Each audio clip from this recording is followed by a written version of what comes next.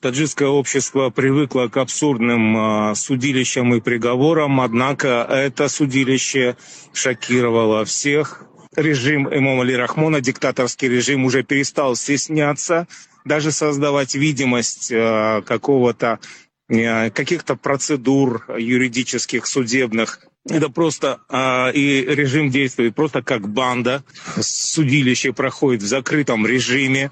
Такое ощущение, что это не люди, даже не винтики, какие-то инопланетяне осуществляют эти судилища над женщиной, у которой грудной ребенок, и второй ребенок не намного старше, и дают ей 8 лет неизвестно за что. Никто не знает за что, чем она провинилась, какую государственную тайну она выдала. Главное, что у нее не было никакого доступа к государственным тайнам, и она не могла раскрыть эти государственные тайны и изменить родине, как утверждают, так сказать, суд и официальная пропаганда.